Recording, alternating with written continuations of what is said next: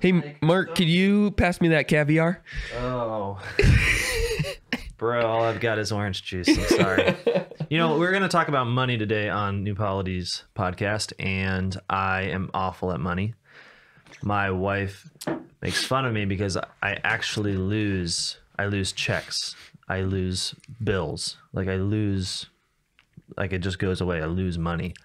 Just like keys. So either there's a really good, or I lose everything. So, but money is like everything to me, and means that money is very mysterious, like because it has these magical properties. It makes people powerful. What do you mean it's like everything? Well, like a lamp? Yeah, I'm saying to me, I lose it with the same skill with which I lose keys or cars or everything else. So it doesn't really have the same mystery as it does for, or the allure. What's mysterious as it does for most people is that it's so mysterious. It's like, wait a minute, I can just lose this thing on the bus, and yet it makes the world go round. That's what I'm saying. Okay, well, that's probably a healthier place to be than but I'm most, saying that people. you are better at this. I think we're a good pair to talk about money. I'm a dunce, right? And you actually are more able to talk about money. You have a better understanding of it. You're actually doing your dissertation on money. Yep. Spoiler, he's not that fond of it. I think it is kind of a fun pair because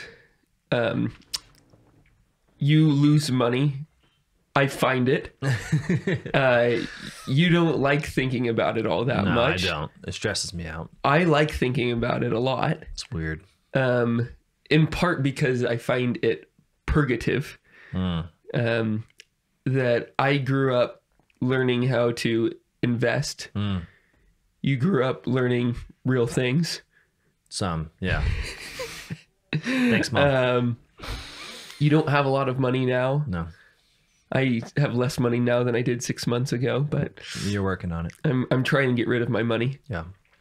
And that's fun conversation in itself, or could be. Well, what we're talking about today is how to use money. And admittedly, I come to it with some ignorance, but I think it's something that Christians generally have this kind of blind spot with what to do with this stuff. It kind of has, if you follow New Polity for a while, you understand that liberalism, the society that we exist in, posits things as neutral, right? It's sort of its MO, things that have nothing to do with God. So politics, public speech, these are things that we kind of remove God from in order to enjoy in a secular space. Yep. But one of the major things that no one really talks about is money. Money is considered to be this totally neutral tool. It's something that, you could use for evil, you could use for good. Maybe you use it for Christian ends, maybe you use it for pagan ends, but in itself, it's just a neutral tool of the state, a neutral tool of our sort of common life. It's been here forever. Exactly.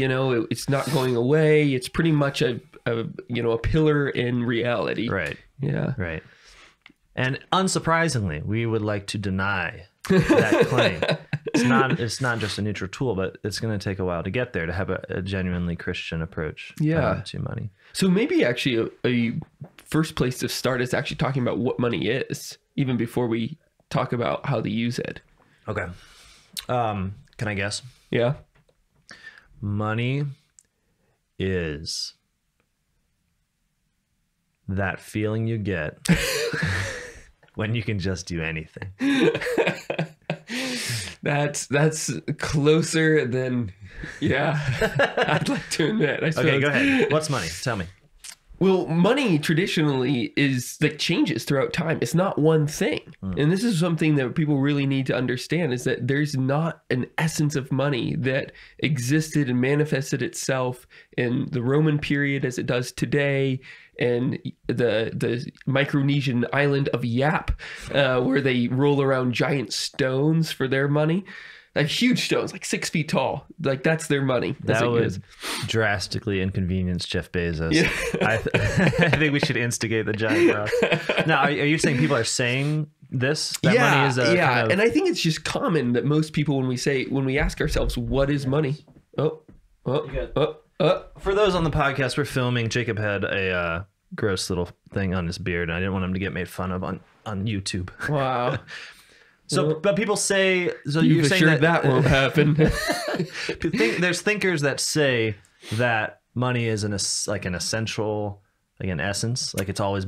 Yeah. That seems a little freaky. It is a little freaky, but I do think that is in our kind of common MO as well. And just the average person who doesn't really think about money would look back in history, or even if they were to sit down, they would try and start guessing at what money is instead of saying, oh, wait, which type of money?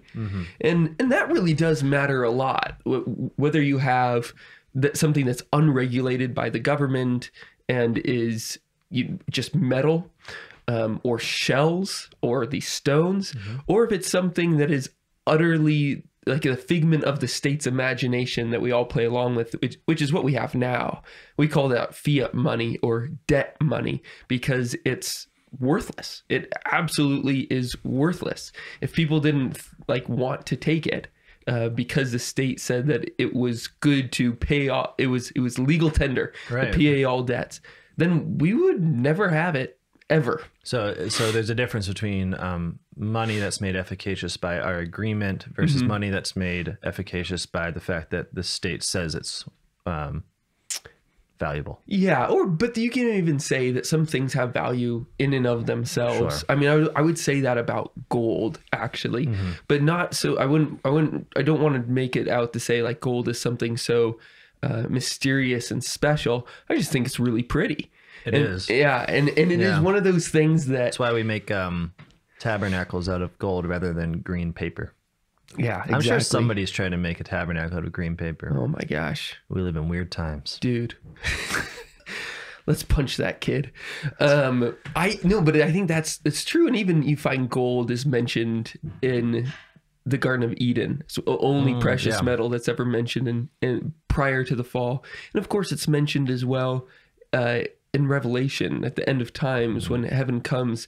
These streets will be paved in gold. There's going to be such an overabundance of beauty that even for the most mundane things, the most practical things, roads, they will be shining forth with the splendor of the Lord. So I don't want to make it out to say, and yes, I know that there are certain aspects of gold, like it's elemental and therefore every computer needs it to run. There's $50 of gold in everybody's computers. So if you're in a pinch, if you're getting rid of your old computers, open it up before you trash it. And so there's certainly some marvelous things about gold, but I think there is just this universal human recognition and mimetic activity in our souls that just see that gold is really great and pretty and wonderful, and we all need pretty great and wonderful things in our lives. So that's the kind of money or something that can be used for money that has value in itself, as opposed to value by agreement, as opposed to value by power. So what you're saying is there's different kinds of money. I get it. Yep. So I'll just add one other type or one other dimension to types of money in here, is that you find most primitive types of money. If you look back in history and say what were the earliest forms of money, of course, precious metals had a big place. But you also find things like oxen and these shells, as I mentioned, and certainly those yap stones. And part of the pigs were considered, I really like that one, the pigs were considered money at some point. But the reason was because this was what pagan temple societies would actually sacrifice to the gods, but as a commodity. So it didn't matter whether it was a big ox or a small ox, malnourished ox, healthy ox. You just needed an ox to be able to pay off your debts to the gods. And it primarily was debts. There were Thanksgiving offerings that happened, but it was mainly if you were blessed by Zeus, then you had to repay him. And so you gave him an ox, you gave him 2 ox, you gave him something that he wanted. Ultimately that transitioned to like copper ox, and like, so something that could stay in the temple for longer. And then that anyways, it ultimately transgressed to all the way into coinage, kind of from there. But there is always, even from the beginning, this religious, mystical element to money that you find actually in the Judeo-Christian society a distancing from this idea of the commodification of things. Everything that God created has its own special, unique place that cannot be replaced with something else. It has an essence that God designated and created and designed for a particular purpose. And so when the age of nature is followed by the age of law, as the medievals talked about, the stage between or from Noah to Moses, you have this re-education in the law of how you should understand sacrifice, that you are not just going to sacrifice any lamb, but the one that is absolutely and utterly unique, that cannot be commodified. You're looking through your flocks all year until you get the one that is perfectly unblemished.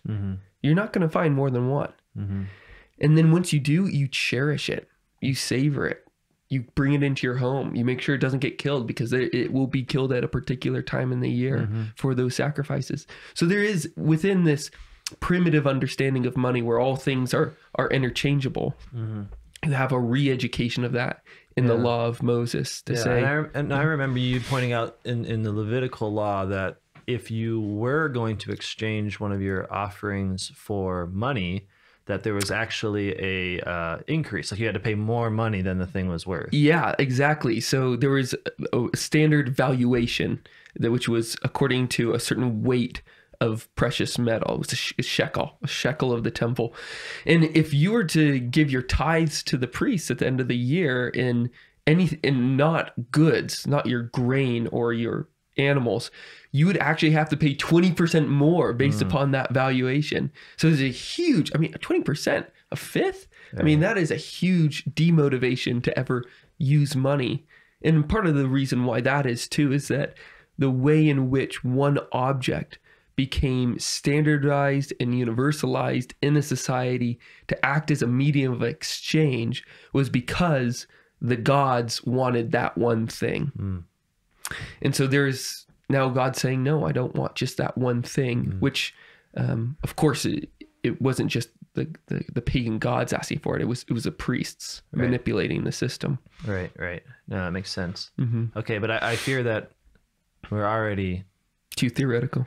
Not even too theoretical. We're just like, I came to ask, what do you do with money? What I do with money, and I got an explanation of money that tells me it's a sacred object developed for ultimately the commodification of all things, and then the amassment of wealth into the hands of but I think I think that does set us up well to be able to think through what we should do with money. So if the Mosaic law, if God's law was specifically designed so that we would not have this tendency towards commodification, for thinking about all things as an exchange for something else, then the first disposition that we have to have towards money is that it returns us to the real rather than being stuck in the commodification. Right. So you can't see all things with their price tag. You can't see money as a ubiquitous, universal medium of exchange. Rather, money can be useful. Certainly. Just getting into it kind of slowly. We've all known those people. Maybe we are these people who just, they constantly bombard you with price tags, and you're like, look at this, I got this for $5.99, or like, can you believe what a deal I got? This was on such great sale, where everything is considered in terms of its price tag. Or you're taking a walk through your neighborhood and you see, oh my gosh, that guy must have spent a lot on his garden, or how much do you think that house is, or wow, new Porsche. The house valuing is insane. You'll do something to your house and you'll work really hard, you'll put in a new floor, and someone will be like, hey, you really added value to this value to this house. How much do you think it's worth? It's like, bro, I'm trying to live here. Exactly. We're even getting into redoing our bathroom downstairs, and beforehand everybody was telling us, don't worry, you'll get the value out of this that you put into it when you come to sell your house. I was like, I don't know if I'm ever going to sell this house. I'm just trying to poop. Sorry for the explicit language on New Polity's podcast. Scatological immaturity. Indeed. right. So I think that's a first kind of safety warning for us, is that we are supposed to truly value things for what they are and not what they could be replaced for. Absolutely.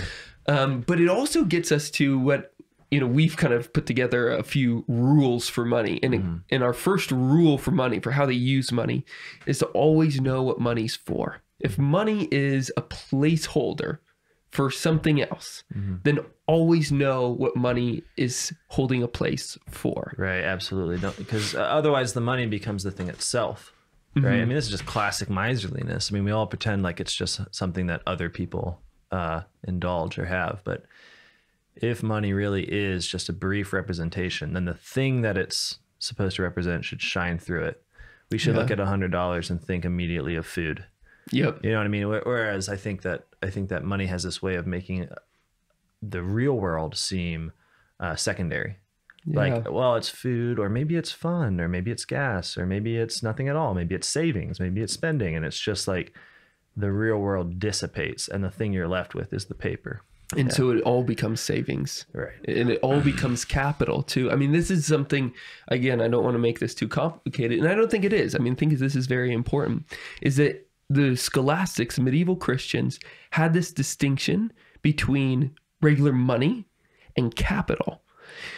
Meaning, in the first case, it was just a medium of exchange. It was something that you were going to spend, to get rid of, to exchange for a real good in the real world.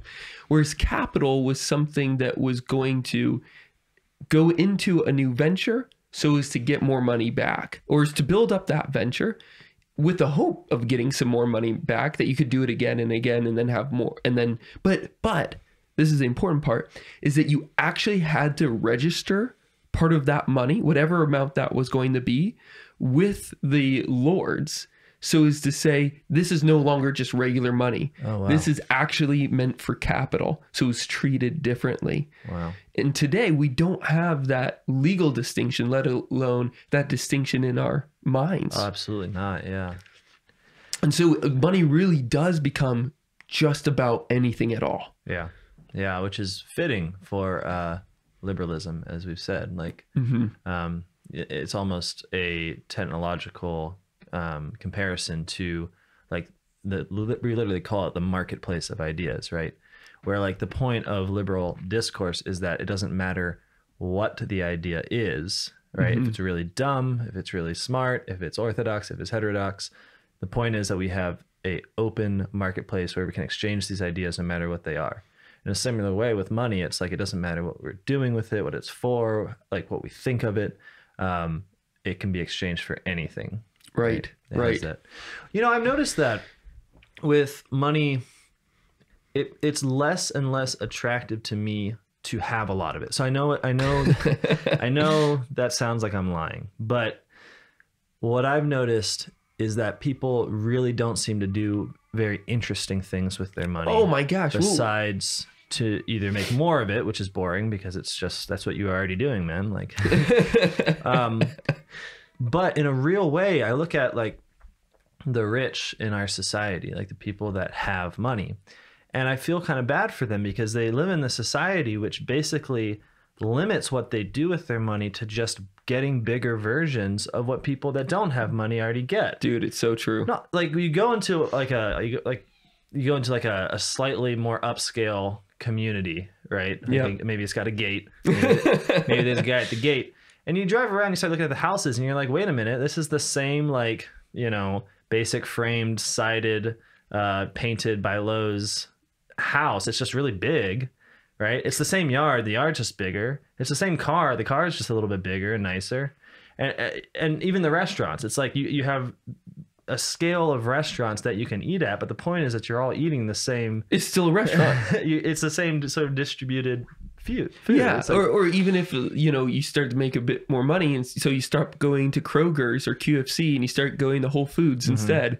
It's the same distribution process. You're in the same mode, the same order of living. Right. So I totally agree with that, and I've seen a lot of friends who, once they get their raise, they stop paying mortgage on their current 2,000 square foot home, and they start paying mortgage on their bigger 3,000 square foot home. Right. And so there is this huge lack of creativity. I mean, but that lack of creativity goes all the way up to the top. Look at Warren Buffett, once the world's wealthiest man, still worth something close to around $100 billion.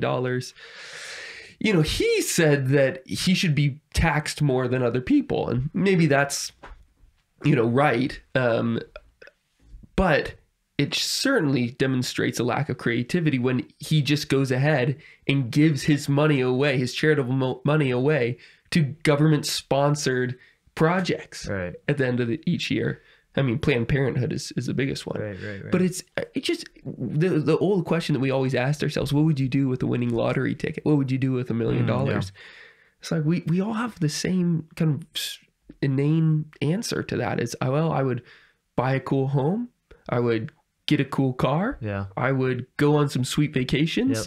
I would save up for my kids' college fund, and I would save the rest, invest the rest, and maybe give some to charity. Give some to charity. But what charity? Yeah. Do you even know what charity? Sure. I mean, that's pretty tough. Yeah. That's pretty tough. Yeah. So I think that what the church needs to focus on in this age of money is not just, how can we ensure that the lower classes are being able to budget better and figuring out how money actually works, and the middle class stop wasting their money and getting up to their eyeballs in debt with houses and cars to the point where they feel like they don't have any money anymore. And for them even to relearn how the budget, instead of saying at the end of each month, we just don't have the funds for this. Instead of course you have the funds for this. You have $50, $60, $70, $100,000 in the bank right now. You just have been told to save up for retirement. So you're not doing anything fun with your money or important with your money. I use those terms interchangeably. But also actually instructing the rich to be true bearers, good stewards of their money, which means not maintaining it, but spending it really well. Yeah.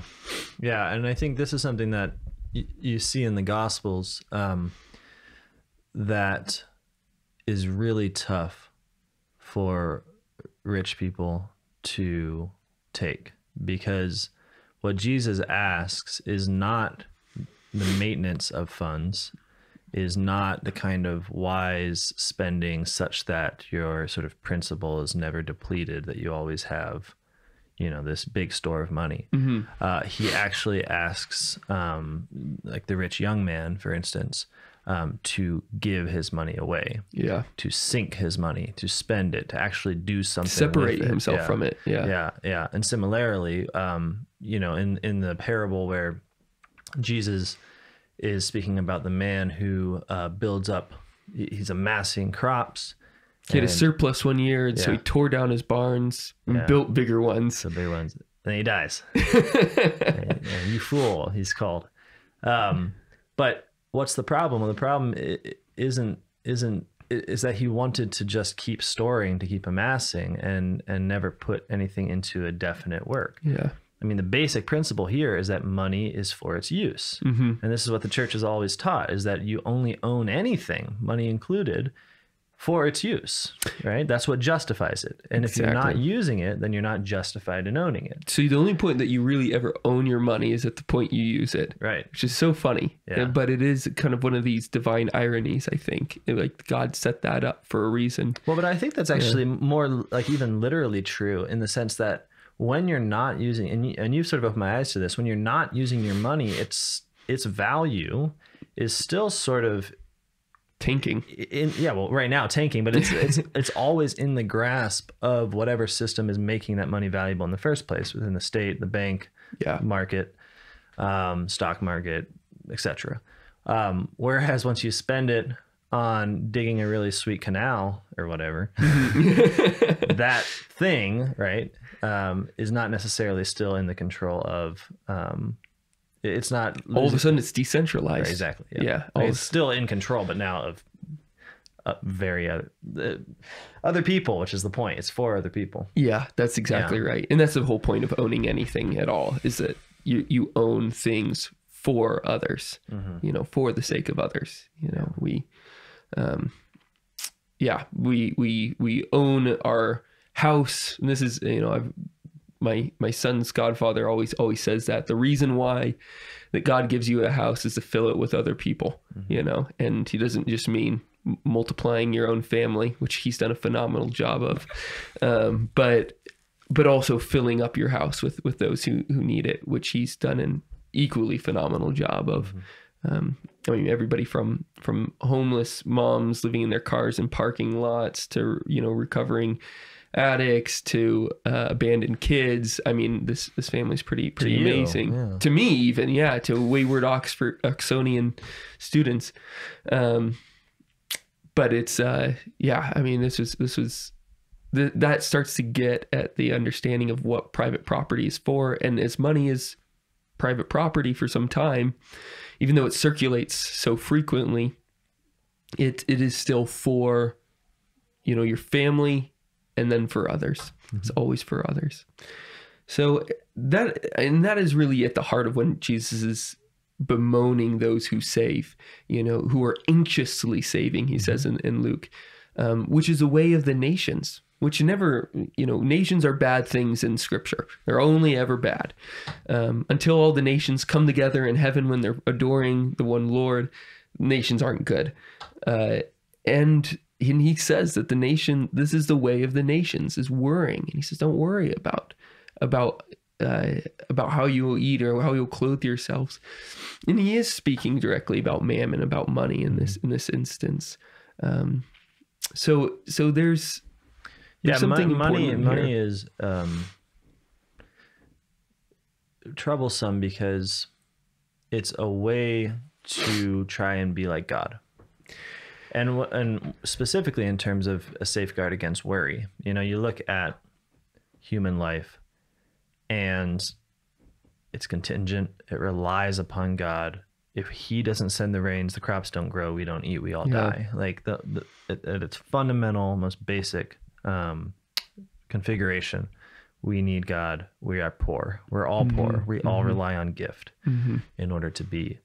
And so what money does is it gives us this moment, this temptation to take away some of that worry, you might say, that God-directed worry, which is really prayer and supplication and thanksgiving.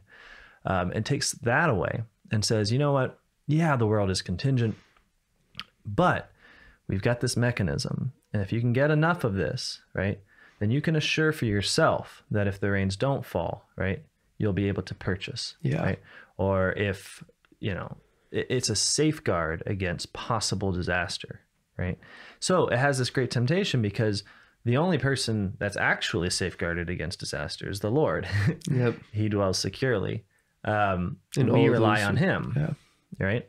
And so our money allows us to try and have a new basis for security. Now, really, that basis for security is simply other people, whether through the exploitation of them or just a reliance on them. That's what money is. Yeah, no, I want to go, that's just such an important part, but I just want to go back to this idea of the land. Any economy, doesn't matter, if you're in Silicon Valley or in Indiana, every economy depends on the land, on actually being able to eat.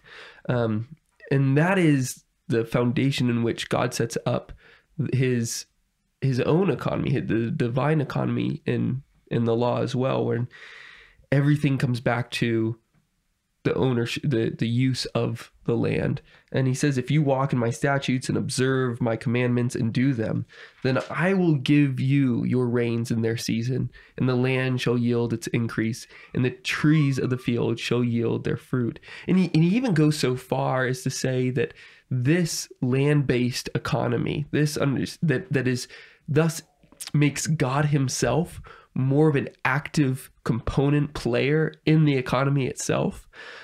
Or he's always going to be an active player in the economy.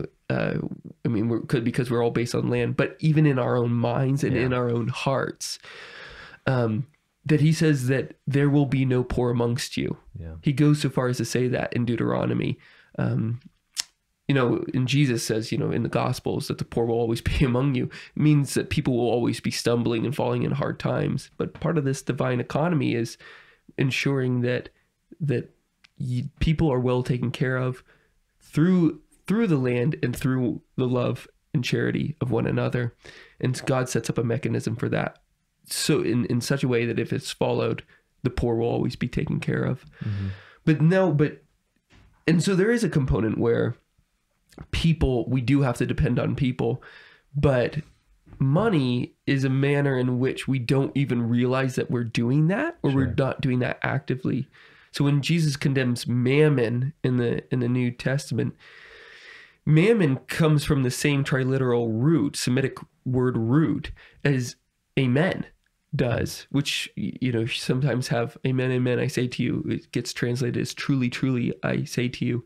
Mammon itself means trust, So what Jesus is doing in Matthew 6, when he's pitting mammon against God, mm-hmm. he's saying, which one do you really trust? Mm-hmm. And it is a dichotomy. Mm-hmm. There's no way around it. It is a dichotomy. And it's so foolish to trust mammon rather than God, because mammon can always be taken away from you by others. Mm-hmm. If you look at the kind of, Andrew and I were discussing the kind of arbitrariness sometimes of the market, where you can save up all the money you want, but the idea that is somehow free of what Christ says, namely that it's a place where the moth can get to and rust can get to. It's like, man, no, the value of money can depreciate for seemingly magical reasons. Yeah. I think a little more, or at least it's not magic at all. It's just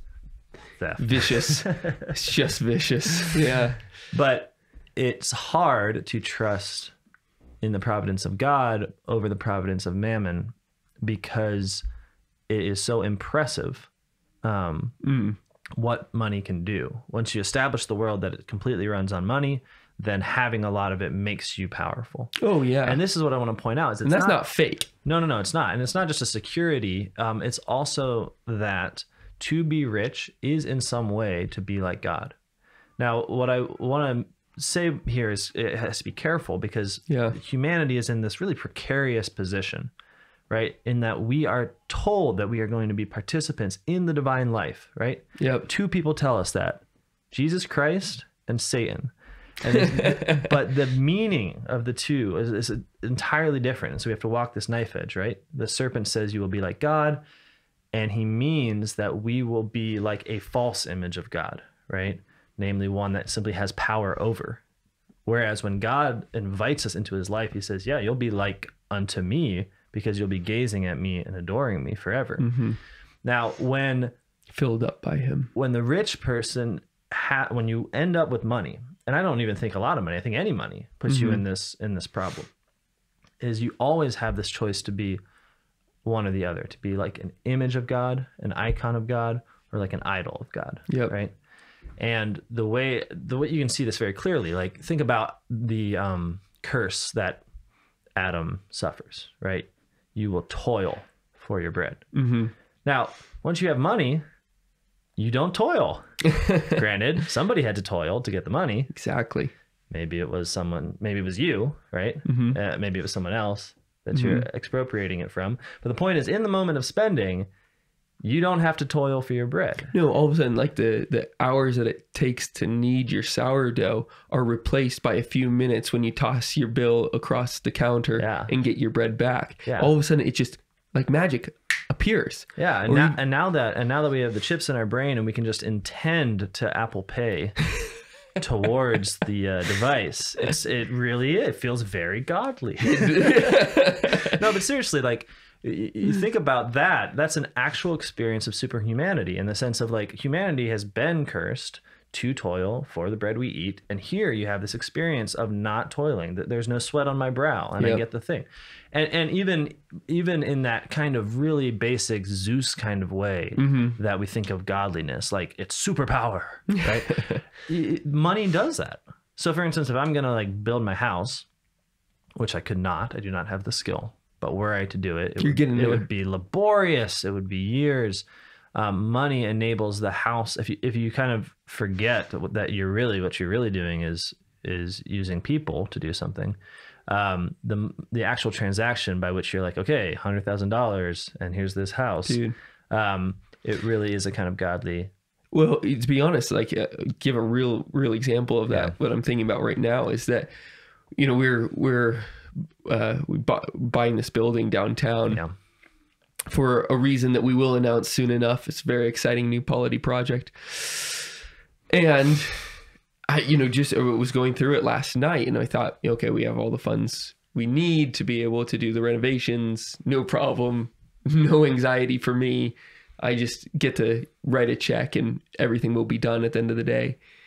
And I saw some problems, you know, further problems with some piping and such. And I was looking around at the place and I thought, I'm going to have a lot more sweat equity in this place than I thought. I'm going to have to be tearing down the walls. I'm going to have to help with some of the rewiring. Oh my gosh. Like all of a sudden, like I don't have that godlike power to just, you know, write a check and the building is just as how I want it. I'm going to have to spend some real hours in there. Right. Totally. And that difference really, I mean, it's powerful in our psychology but the predicament, part of the predicament of writing the check is that we don't think about those who, well, there's two predicaments. We don't think about those who are actually doing the work and they get waylaid like hardcore sometimes. We're fanboys of a guy named William Kavanaugh, and William Kavanaugh articulates this really well in his book, Being Consumed. But there's also this secondary problem is, well, how well are we spending that money so as to buoy people up instead of waylaying them? And this is, you know, comes back to that problem of you are going to look like a god no matter what you do. There's no way around it. You will be godlike, but will you be that icon of the true Heavenly Father who gives good gifts? Or are you going to be an idol like the priests of old who would take the food for themselves from hungry families, as the book of Daniel narrates. Yeah. And so these are those are the first two rules of how to spend money well. The first is, if money is a placeholder, then always know what it's holding a place for. And then the second thing is that if you are always going to appear godlike when you spend money, spend it so as to look as if you are God the Father or participating in his rule. And then the third rule, give so as to become a saint. But I think we should talk about that next time. Yeah. All right. That sounds good. You've one day, after years of listening to you, I'll know what money is. I probably won't have any more of it.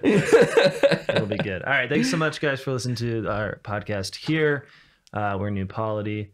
If you want to check out some of the articles that Jacob's been working on, specifically deconstructing money, showing it as a tool of the liberal state, then check it out on newpolity.com. He's been writing on the Jubilees. He's been writing on Caesar's coin, on the temple tax. That one's only in the magazine, though, so subscribe. And subscribe to the magazine for the good stuff. All right. Thanks, Jacob. Thanks. Bye.